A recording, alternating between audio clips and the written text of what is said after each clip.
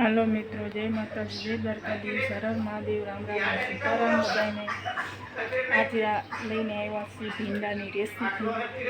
जोवानुं भूलता नहीं मारा भाईओ बहनों वडीलो। राम राम सीताराम। चालो मित्रों, भींडानुं शाक करवानुं छे એટલે ભીંડાને પાણીમાં ધોવાનો ન હોય એટલે પછી લોહી નાખવી કમ્પ્લીટ લોહી નાખી એટલે પછી સુધારી નાખવી। આજ ભીંડાનું શાક કરવાનું છે મસ્ત મસ્ત। તમારે ખાવું હોય તો પધારજો ભીંડાનું શાક ખાવા। મસ્ત મસ્ત ભીંડો લઈ લીધો છે અને એટલો સાફ કરી નાખ્યો છે ને એટલો સાફ કરવાનો બાકી છે। સાફ કરી નાખી પછી સુધારી નાખવી। ત્યાં લગી બન્યા રહેજો અમારા। ચાલો હવે ભીંડો સુધારી નાખીએ।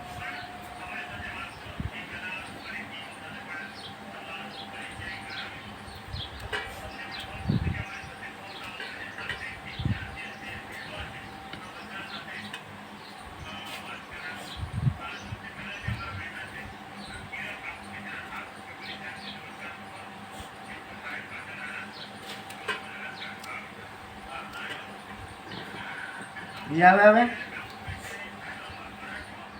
વારી ઘડી। तो मित्रों सौ प्रथम पहला આપણે ભીંડો લઈ લીધો છે। સાબડીમાં તમે જોઈ શકો છો મસ્ત મસ્ત રૂમાલથી સાફ કરી નાખ્યો છે અને આવી રીતે કટકા કર્યા છે। જો તમે આખો ભીંડાનું પણ થાય છે અને આવી રીતે કટકા કરીને થાય, કેમ કે કોઈ હળેલી સિંગ હોય તો આમાં દેખાય રહે, ઓલામાં ના દેખાય। અને હવે આને બેન હું ધોઈ નાખવાનો? ના ભાઈ, ધોવાનો નહીં।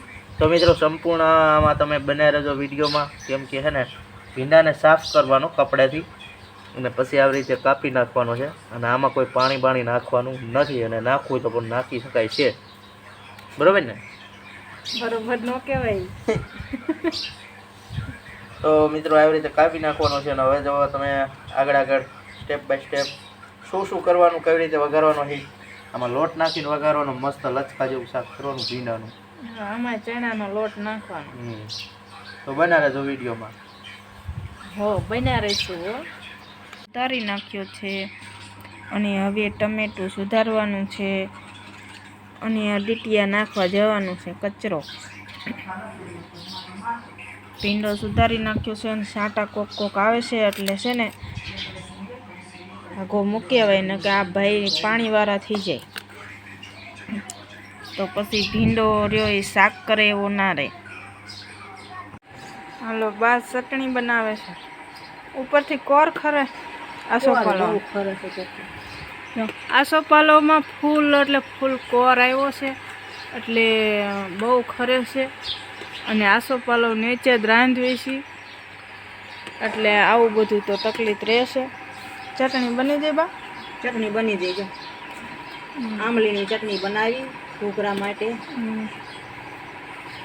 મેં ભીંડો સુધારી નાખ્યો, હવે ટમેટું એક સુધારવાનું છે। દેવાનું શું અહીંયા ઠેઠ છે વહી ગયો એકડા લખવા ભી પડે છે આમ બેહતો હોય તો સાટા પડે એટલે। હા તો ઘરે બેવાય ને ઘૂઘરા આવતો રહે સાટા પડે ને। ઘૂઘરા હાટન જો આ પંખો ચાલુ રાખવો પડે અને ઘૂઘરાને આમ ઢાંકવા પડે, કારણ કે હે ને ચકલાને ખાઈ જાય છે। ઘૂઘરા કમ્પ્લીટ થઈ ગયા છે ને ચટણી બની ગઈ, આમ ઢાંકવા પડે ને ચકલા છે ને ઘૂઘરા ખાઈ જાય છે। વાડીએ બાજરો હોય એમાં ચકલા આવે ને એટલા આમાં ચકલા આવે।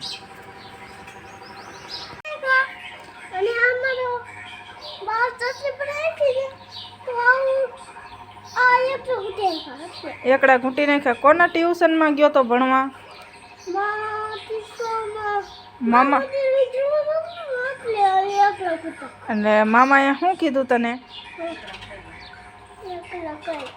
એકડા કેવા કરવાની મજા આવી? મામાએ 15 પાક આપ્યો તો? નતો આપ્યો? તો સુધરશો જરી?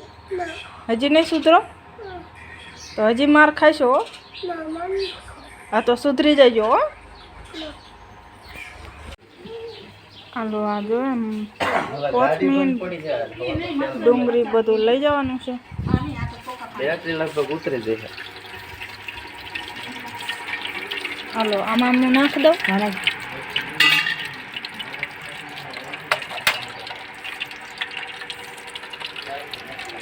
તેલ નાખી દીધું છે ભાઈ, મસ્ત મસ્ત તેલ આવી ગયું. હવે રહી નાખશું. હિંગ કૂટી રહી તો હવે શું કરશું? જોવા જાવ છું. હાલો હિંગ લેતી આવું હો. ખાણીને દસ્તો આમ દીજો મરચાં ખાંડવાનો. હાલ ખાઈને દસ્તો લઈ જાઓ. આ ખાણી નથી, આ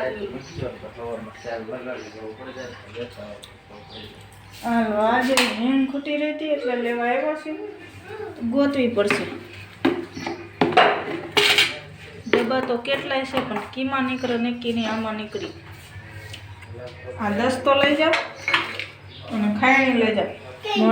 મરચું ખાંડવાની, મરચું ખાંડવાની ખાયણી આ રહી. હાલો હા તો એ દસ્તો પહોંચાડે, હું ખાયણી લઈને આવું. બપોર આવવાનો હોય જોઈ લો કે થાય. લાવો. હાલો આમાં હિંગ છે. હાલો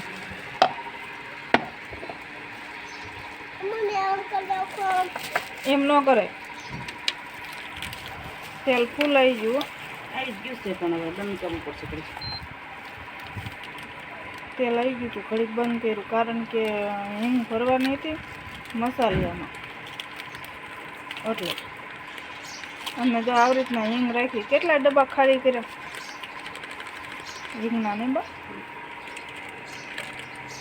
નવજીવન કહેવાય ના નવજીવન ને 10 જીવન આવી ગયા બધા.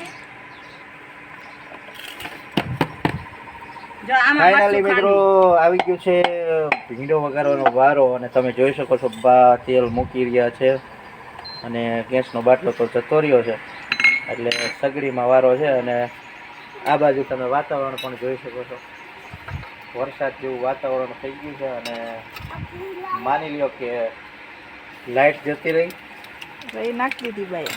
જો રહી નાખી છે, લાઇટ જતી રહી ને ગેસનો બાટલો જતો રહ્યો અને વરસાદ આવ્યો તો પછી લાકડા પલળી જાય તો બધું ધબડકો થઈ જવાનો છે. તો પછી હોટલ બંધ થવી પડશે લાગે. હોટલમાં ન અમારા હોટલમાં ક્યાંથી મળે ગેસ? બહારની હોટલમાં મિત્રો જો સૌ પ્રથમ પેલા રહી નાખી છે અને જીરું ને વઘાણી. આ જીરું નાખ્યું. હવે તો મને પણ આવડી ગયું વઘારતા.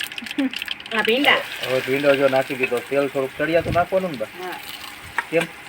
જાજુ નાખવું પડે ને તો ભીંડાનું શાક સારું થાય. જો આવી રીતે ફેરવવાનો ભીંડો હો ભાઈ. ભીંડું આ નાનું વાસણ છે એટલે તમે હાથમાં આવી રીતના ફેરવજો, ખબર. મિત્રો તમે જોઈ શકો છો 2 વાર ભીંડા કાપેલો છે ને, 2 દાન નાખવાનો, 1 દાન નહીં નાખવાનો.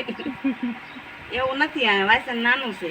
અને જો આમાં મિત્રો જો ખાણીમાં લસણ વાળું મરચું કરવાનું તમે કહેતા ને કે નથી લસણ વાળું દેખાડતા. ઓલા આશાબેન કહેતા હતા કમેન્ટ કરી. હા જો આવી રીતે.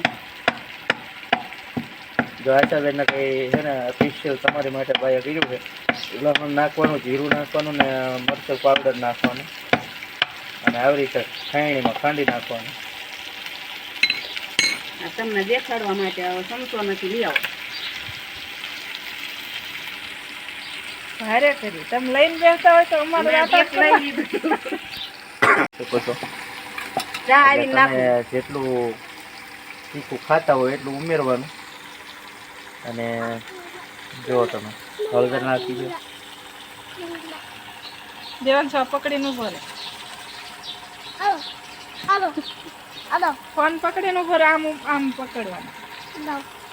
એ આ મીઠું નાખું છું. આમ જો જોઈ મિત્રો હવે મીઠું ઉમેર્યું છે.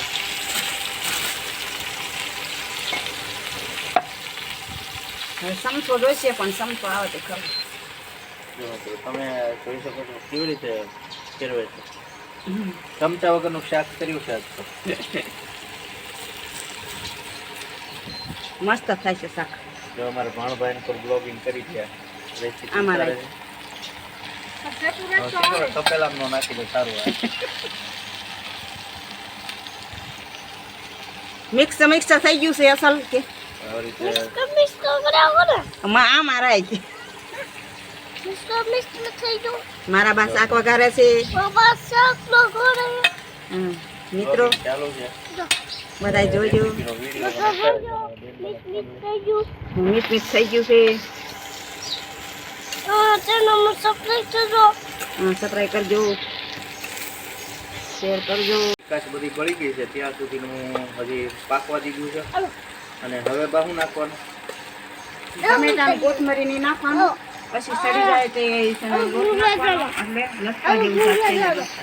આમાં પણ ચણાનો લોટ નાખવાનો. નકર ભાવે નહીં અમને ભીંડાનું શાક. તો મિત્રો જો ડુંગળીનું ને ટમેટાનું કોટિંગ અહીંયા કરી રાખ્યું છે એ પણ આમાં ઉમેરવાનું છે. અને આમાં થોડીક ચિકાશ બળી જાય ત્યાં સુધી પાકવા દેવાનું ભીંડાનું શાક. ચીકણું થાય છે. એટલે ત્યાં સુધી પાકી જાય ને તેલમાં પછી આપણે નાખવાનું છે ટામેટાનું કટિંગ. અને ત્યારબાદ થોડીક વાર ચડી રહે પછી આપણે લોટ ઉમેરવાનો છે ચણાનો. બા મોટું રસોડું કરતા હોય તો કેટલા વ્લોગ ઉતારવા આવે? હાલો આવી જાવ, બધાય આવી જાય. હવે ટમેટા નાખી દીધા. ટમેટાની કરના ને કરના આવે, કોઈ પારકા ન આવે. જો કેવું તમને આમ વિડીયોમાં પણ કેવું શાક લાગે છે? મસ્ત મસ્ત લાગી રહ્યું છે ને? એક નંબર શાક. બરોબર મિક્સ કરી નાખશે. હા. ચિકાશ છે ને બા? આમાં મિત્રો કઈ સાઈઝ નાખવી પડે, સાઈઝ નાખે ને તો ચિકાશ વહી જાય, પણ મેં ટમેટા નાખ્યા. સાઈઝ પણ નાખવાની હોય. સાઈઝવાળું શાક એ મસ્ત થાય. સાઈઝ વાળું શાક મસ્ત થાય. ટમેટા મોંઘા હોય ને ત્યાં સાઈઝ નાખે. હા, ટમેટા મોંઘા હોય તો સાઈઝ નાખી દેવાની સાથે. હવે કેટલી વાર બસ પૂરું થઈ ગયું. પાણી ઉમેરવાનું છે તમે જોઈ શકો છો.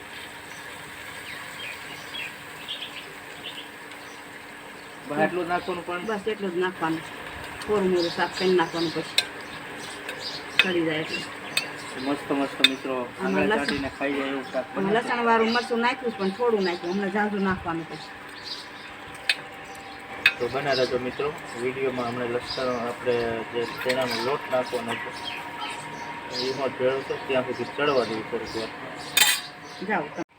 ચાલો મિત્રો, અમારા તુલસીમાં થોડાક વનમાં વયા ગયા છે અને બીજા જો ઝીણા ઝીણા તુલસીમાં ઉગ્યા છે. અને આ અમારી વાડી છે ઘરની, એટલે નાની નાની, એમાં ટમેટા પાકી ગયા છે, જોઈ શકો છો મિત્રો. કોઈ ઉતારવા નવરા નથી. અને એક મરચીનો સડો ઉગ્યો છે, એમાં એક મરચું થયું છે ને એટલો ફાલ આવ્યો છે. અને આ ફુદીનો વાવ્યો છે પાણીપુરીનું પાણી બનાવવા માટે. અને અહીંયા પણ ટમેટા થયા છે, પણ હજી ફાલ આવ્યો છે, ટમેટા હજી નથી આવ્યા. અને અહીંયા પણ મરચીનો રોપ ઉગ્યો છે અને ફુદીનો વાયો છે. મરચા જોઈ શકો છો મિત્રો. આ લસણ છે. આ અમારા દેવાંશુની નાની એવી વાડી છે, જોઈ શકો છો મિત્રો. અને આ અમારી કણજી છે, કેટલો મસ્ત કલર થઈ ગયો છે એનો. અને આવું વાતાવરણ છે ને, કણજીનો કલર કેવો મસ્ત મસ્ત લાગે છે. હા, અમારા દેવાંશુ વાડીમાં આંટો મારે છે, પણ બહાર નીકળીને આંટો મરાય, આમ નો આંટો મરાય.